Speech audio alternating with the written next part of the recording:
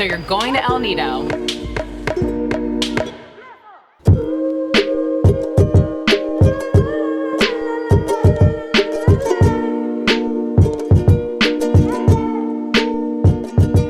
It's no secret that this place has been blowing up over the past few years, and for good reason. It's a small beach community that offers tourists plenty of things to do within a small area. Here you can find scuba diving, beautiful beaches, exotic boat tours, hiking, plenty of restaurant options, some local and some not so local options, and terrible internet. Which is perfect because you're going there to get away, far away, disconnect, and have fun. First off, let's cover how to get there. There is an airport located in El Nido, but we don't know much about it. The only thing that we do know is that flying there is expensive. Very expensive. Most people fly into Puerto Princesa and then take the journey up by van or by motorbike, depending on how ambitious you are. So motorbike rentals typically run around 500 pesos per day. The journey by motorbike takes approximately 4.5 hours, but once you factor in gas, your total comes out to around $16 each way. But for the convenience of time and the comfort of your ass, you're better off taking the van. There's also a city bus that runs up, but for the cost and the amount of time, van hires are much more practical. They run around 500 pesos per person each way to El Nido. They take approximately 6 hours to make the journey. They'll stop at least once, usually at a halfway point where you can get out, stretch, get some food, use the bathroom, and walk around a bit. You can book a van at nearly any hotel in Puerto Princesa. They also have tour agencies scattered throughout the city. We booked ours through Alex at Zen Room's BAYWALK PALAWAN, which is actually also where we stayed. Just make sure you stay within the 500 peso range for your van and you'll be good to go. So you arrive by van. Important thing to note, the vans all stop at the bus station located in Karong. It's about a mile from the popular downtown beach area. Now this isn't a huge deal, but it's worthy to note. You can walk it, which takes around 15 to 20 minutes, or you can take a tricycle. Average tricycle fares for the stretch from Karong to the downtown El Nido area are around $1 per person each way. Speaking of Karong, this might be an area that you want to consider staying.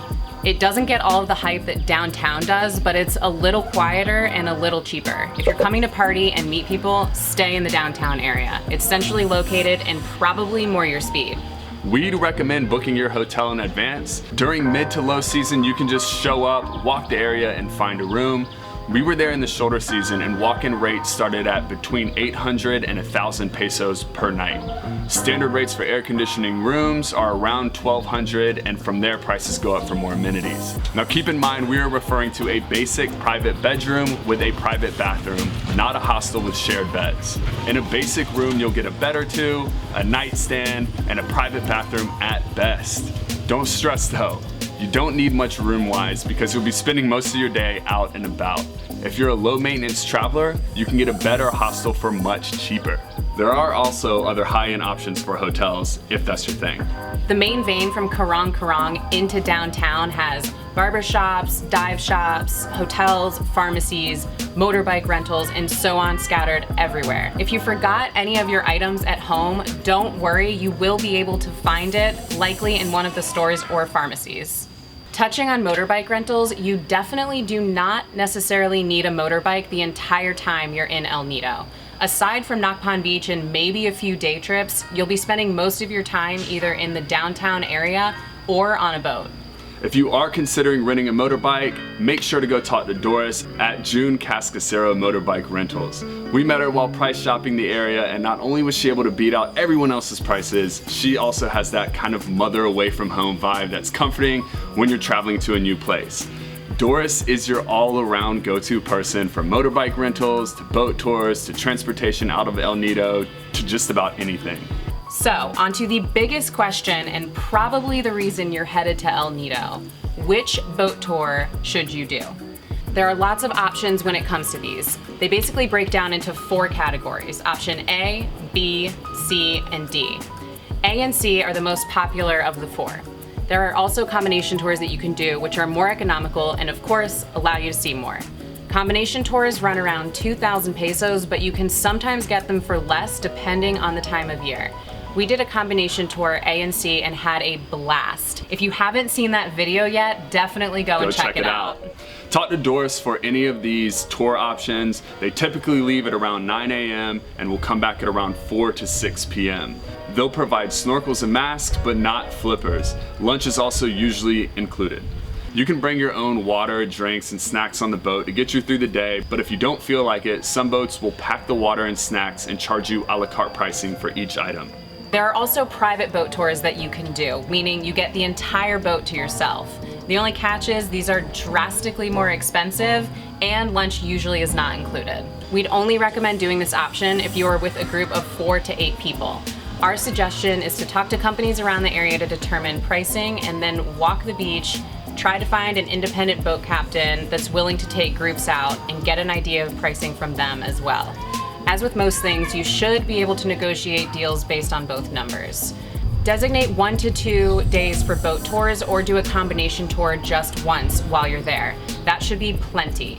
All of the spots are gorgeous, but once you've seen one and then another one, they all kind of start blending together. You've kind of seen them all.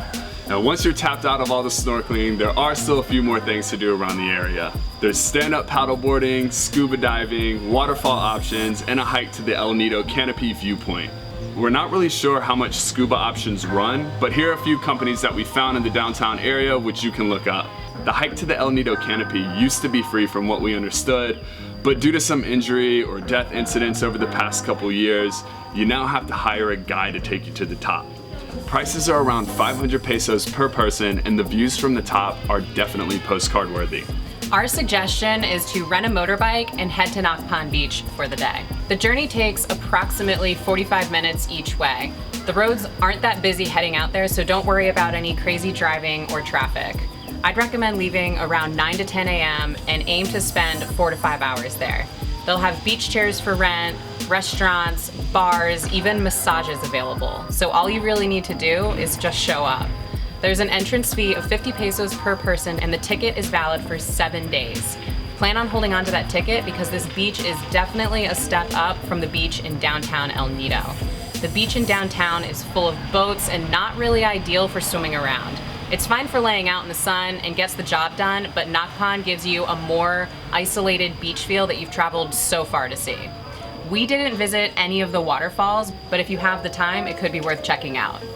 Western tourism has definitely swayed away some of the local food spots, but you can still find hidden gems spread throughout the city. Here were a few of our favorite food spots.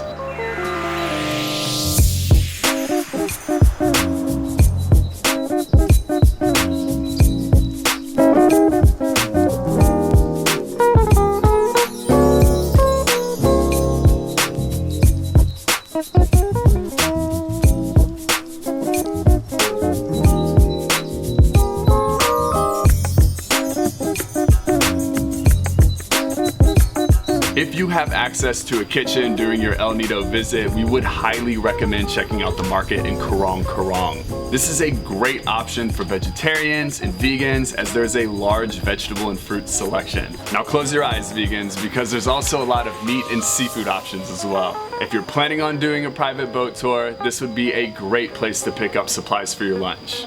Another reminder, if you weren't already aware, there is a properly functioning water and sewage authority in El Nido, but you should not drink the water from the sinks. It's okay to brush your teeth and shower, but it should not be consumed. Most restaurants and hotels will provide water dispensers with safe drinking water. Stick to those and you'll be good to go. Speaking of water, let's talk about ice.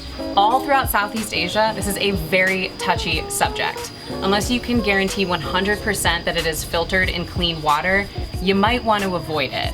Contaminated water could put you out of commission for several days, which would obviously set back your trip. We've taken the gamble a few times and consumed the ice, and we've never had an issue with it, so our best recommendation is trust your gut. Your instinct. Now we've heard that blackouts and brownouts are a thing here, meaning power will completely shut off for a few hours at a time.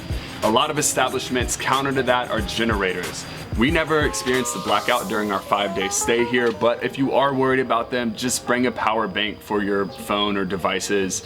Chances are you'll be fine. We mentioned Wi-Fi earlier, and if your lifestyle requires you to be connected, you're probably gonna run into a lot of issues here. Connections are extremely slow in this part of the world, but for good reason. You're in the middle of the ocean and in a very small beach community. You may be able to work around this with a personal hotspot, but we've never used one or looked into that option, so we can't really vouch for them. The best workaround for this is to put the computer, the phone away for a few days and soak up the views. Lastly, we'll end off on how long you should spend here. If you're an ambitious person, 2 nights, 3 days should be plenty. If you're planning to factor in relaxation or lazy days, 5 to 7 days is a lot. Other popular destinations near El Nido include Caran, Tai Tai, and Port Barton. We visited Port Barton, which was significantly more low-key and rustic than El Nido. We've also heard great things about Caran, although it's a little expensive to get there.